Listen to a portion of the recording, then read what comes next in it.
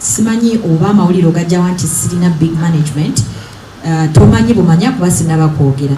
Leero tubayise wano nze ne bannange aba Swans Avenue okubawa okulanga ekivulu ekya Iryn Namubiru ekigenda okubeerawo nga 26 July emyaka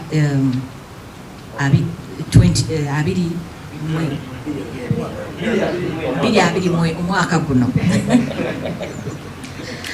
omwaka guno ebisale bigenda kwa emitwalo 15 gyokka abanaakeera okugula tickets zaabwe.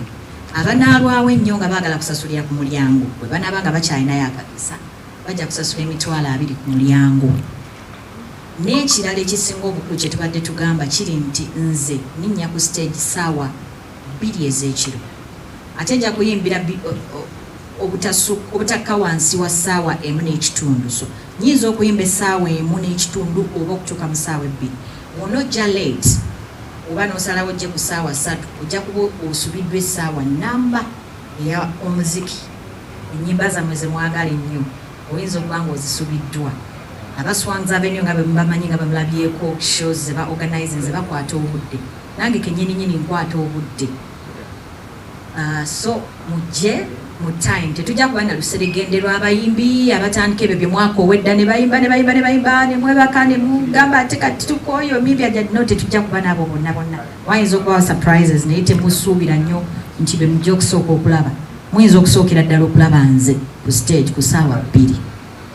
Mwebale nnyo mwebale ddala.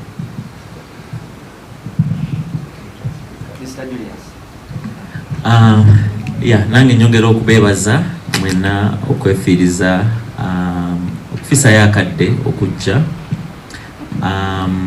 era nga munange weyayogedde tuli basanyufu nnyo okulaba nti tucollaborating oba tupartneringa n'omuyimbi Nakinku omuyimbi gwe tukuze tulaba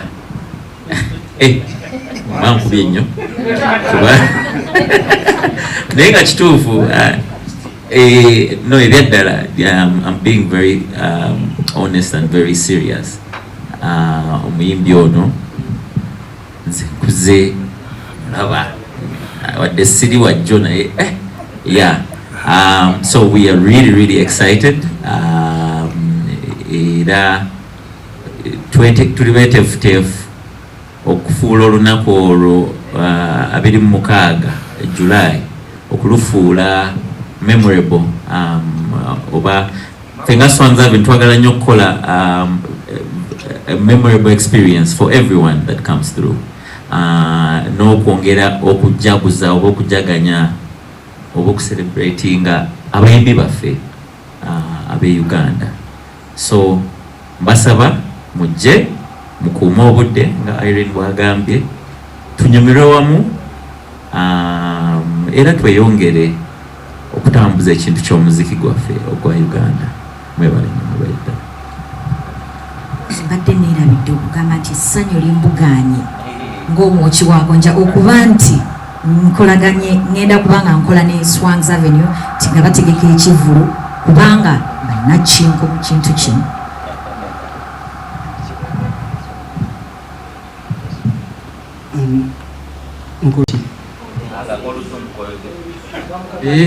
Okukakasa bamukakasizza batya okukyusa ebirowoozo bye, bamumatizza batya okukyusa ebirowoozo bye okukola concert. Ekibuuzo ekirala kankibuuze lumu ekyo, omaze ebbanga tokola concert, tulaba kaserena kalibadde nga kavenue akatono, lwaki mwasazeewo okujja mu kavenue akatono? Kololo eyo temugyesobolera oba cricket oval? Kuchoku ekibuuzo kye mwambuuza mwakimbuuza si mwaka guno, mwakimbuuza omwaka ogwaggwa. Era kituufu nti nali sibirowoozaako, si kyekyandi ku bintu bye nali nkola ekya concert, si kyekyandi mu bwongo oba si kyekyali kisooka ku lukalala lw'ebintu bye nali njagala okukola. Abantu bangi bajja baŋŋamba, twayogerako n'abantu abamu era bonna ne bengenda okukola nabo oba ne besikoze nabo. Kyekintu kyekimu kyenabagamba nti sinaba kuba mwetegefu, naye tujja kulaba omwaka ogujja osanga awo n'aba mwetegefu. era ku ssaawa eno mpulira nti ndi mwetegefu okukola concert ejja okubaawo nga 26 July omwaka guno gwennyininyini. Ekyokukola mu Serena era mmaze ebbanga ddene kituufu nga sikola, naye tetulina date emu, ne date endala mugenda zimanya. Tujja ekifo buli lunaku kaŋŋambe luli booked, buli lunaku luli booked. Osanga twantaddewo ne concert ey'okubiri naye ennaku ziri booked, naye waliwo ennaku endala zetugenda okukola ebivulu tusobole buli omu asobole mu bitundu ebyenjawulo ne mu Uganda era buli omu asobole okundabako ambadde alinamu ennyonta. Amanya abafita era netumuyitinga namugo era kino kyekimu ku mbozi tubadde nazo in the past ku bintu ebimu bye tuyinza okukola nabyo, so tosobola kugamba nti oba omanyi foomu y'enkolagana enaddako enaaba etya, naye ebintu bali tukola naye ebbanga ddene mu bintu ebyenjawulo. Tukola n'abayimbi, oyinza okusanga omuyimbi omu tumudistributing era music, omulala ne tumukolera show, omulala ne tumumanaginga, omulala ebintu byanjawulo. Naye naye Iryn nga ye ng'omuyimbi naye alina standardiza era naye byeyeetaaga mu bulamu bwe, so ffe tetusobola kumulowooleza kiki alina kukola, naye tusobola omuwulira kiki kye tuyinza okukola naye ne twesanga ezo desire weziba zisisinkanye ne tukolagana ffenna nga era kino bwe kibadde nti twamu approachinga emboozi eno ebaddewo ebbanga ddene mu ngeri ez'enjawulo, naye kati netutuuka nga ebirowoozo bikwataganye ne tuganduza tukikole kati. So tetumanyi ne future kyerina, neera waliyo plan nyingi engeri zetuyinza okukolaganamu naye n'abantu abalala. Mwami Julius, kati omwami abuziza ekibuuzo gwe kyolina okumanya enkolagana yaffe ne Swans Avenue nungi, so kyonna kyonna we baba bampitidde ntukole kino oba tukole kiri tusobola okwogera. Kati oyogedde ku kya management tekiri simanyi oba amawulire ogajjawa nti sirina big management, tomanyi bumanya kuba sinaba kwogera. Kati essaawa bwe neetuuka nja banjulira management yange, nja janjula. Thank you. Okay, I also have songs. When you say she's going to perform for 1.5 hours or 2, we all believe and know there is a catalogue of songs from Iryn. We've been to concerts where enyimbe ezimu nebazirekayo. Ninsobanziro nabadde njagala mwamuzanyi naye atolwa Isaac n'alulekayo. So who is going to determine what songs Iryn is going to perform, because there is a catalogue of songs, and when you say 1.5 hours to 2, one may think that is maybe small time for a personality like Iryn. Unfortunately or fortunately, it's me to decide the songs I'll perform. The bad thing is that I cannot do all the songs, and sometimes the extended versions when you sing live tuyinza oluwanvu dakika 3 ne tulufula dakika 10 ne tuba ntujja kulekayo ennyimba ezimu. Kati ate oluusi kiva ku luyimba kirwensinga okufiiringa nze lwendaba nti bwe nnaaluyimba nja bakyamula mwenna. Kati yensonga lwaki otunulira muno ga luno nyinza otulekayo luno nenduyimba olwoli nenduyimba ate olwoli nesirumuyimbira. Nze mprefaringa okuyimba oluyimba nendumalayo nga bwe nina oduyimba oba nenyongerezaamu than waliwo edda omulembe gwe twalinanga oluyimba seconds 3 n'ogattako lulala nze tebinyumira nga artist si bwe njagala okuyimba. Nja kuyimba ennyimba zensobola zijja kuba nnyingi ddala naye sisobola ba promisinga nti nja kuyimba ennyimba nzimaleyo, tekisoboka. Mu ssaawa emu n'ekitundu oba 2 yimba enkadde zonna ze zisinga okunyumira abantu zakwata nnyo abantu omubabiru tujja zikuba. Awo sirowooza nti tulina gwe tunaaba tuleseeyo tujja zikola kati tujje nga tukwata kumpya bwe tutyo obudde bwe butuggwako era enkadde munaamwaziwulidde naye musuubire birungi byereere. Maybe just okwongereza katini naffe tubiraba olumu ogenda mu show nga sifa abagikoze notuukayo mwaguze tebo ate ekyokunywa ne bakiguza bagambye olina ecupa ku tebo ate nga teriiko, so tuteeka nnyo essira ku bintu ebyo. Ku saidi yaffe nga tupulaninga kuba ekya music tetukyeraliikirira, sigamba tugenda kuba nnyo kyomuyimbi olede wakabi muyimbi ennyimba zirina wuli ebizibu bye tulimu alina ennyimba anaazikuba zonna ebizibu bye tulimu. Osobola mu press conference ne bagamba ene muyimbi oyo nga mwanguye alina ennyimba kyenajjula kati ebisibe ebizibu bye tulina, so kitegeeza nti tulina opportunity to focus ku experience ate already tubadde nga tukideliveringako olumu obawo ebitatuukiridde ennyo naye nga omuntu oba oguza ettemboyo ojja kufuna buli ekikusuubirizibwa ku ttemboyo teri agenda eri bounce agenda kusindika ku kanyoga eri okujjako ate ng'oyagala kalubiriza abaguza ettemboyo yaabwe oba abaguze tiketi yaabwe. So ffe tukulembeza nnyo ekyomuntu eyaguza etiketi n'engeri gy'ayisibwamu okujja ku show n'engeri show gy'aginyumirwamu ate si paka nga kyewedde paka nga afulumire we twamuyise we twamutegekedde show nti toba ng'ofuluma amadaala ate omuntu n'asika akasawoko tugezaako nnyo okufa ku bintu ebyo.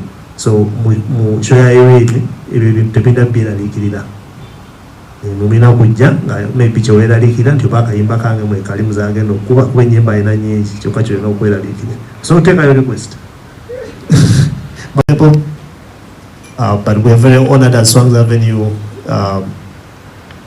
to be in partnership with her, to be in partnership with an icon, an artist that has proven to be timeless. Iryn, thank you very much for allowing to do that with us. And without making this a speech day, it would be nice to hear from Iryn and let her break the news in a way that she wants and let her express what everyone needs to expect, especially to our fans. Let us speak to them, and then from there we'll be able to take some questions from you.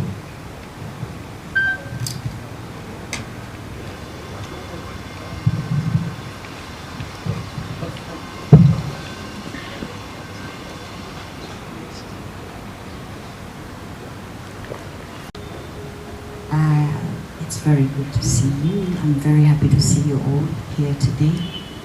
And I must say that I'm very, very excited about what I am about to announce.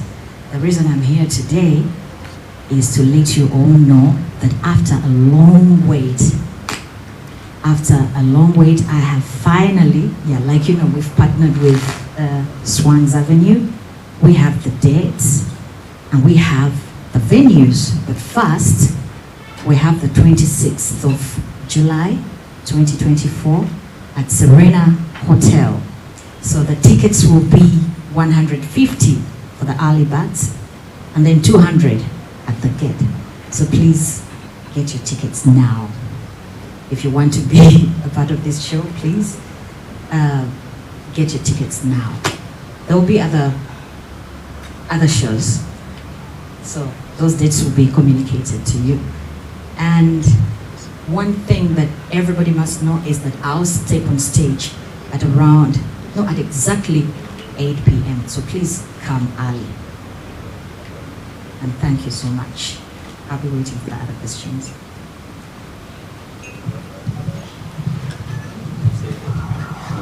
Okay, we are happy to take questions. Benon will take some of those. I will take, Iryn will take, depending on what you want us to. But I'll just emphasize on what Iryn has just said in terms of we want to urge all Iryn fans to keep time on the day. If you've been part of our Swans experiences, most of the events we've held, not even just at the Serena, but even at the Serena, when we say it's 8 p.m., it's 8 p.m. And Iryn's set is about 90 minutes to about 120. So basically it's about an hour and a half to 2 hours. So if you come in at 9, you've missed pretty much most of the show. I just wanted to re-emphasize that. We usually don't bluff when we talk about time, because by 11:30, we saw it on the last one we had here. Beautiful show, 2 hours, and at 11 we are closing, and people are like, okay, is it done already? We shall do the same again. Good afternoon. My name is Isaac from Monitor. Someone needs to be coordinating the questions. Someone is raising his hand. Isaac, go ahead, please. Earlier this year, we talked to Iryn, asked her about a concert, and she said it's not something she was thinking about. What kind of convincing did Swans Avenue do to make you have a concert this year? Is it earlier this year? Yes. There was a concert at Serena, and asked you a question and you said a concert is not something. Last year was I think it was Azawi's concert. It was last year. Yeah, it was last year. Yeah, I was not ready yet. I was not ready yet, but I said maybe next year, we shall see next year. I was just not ready. But now I'm very ready. And when I say I'm ready, I'm ready. Excuse me. Engeri gyetuli nti onasonyiwa omukozi olulimi Uganda. But Mr. Williams, Iryn, Mr. Bell, mbabuuzaako mu ngeri ey'enjawulo. Nze Makona Brand of Uganda, nkola ne Ssenyuka TV.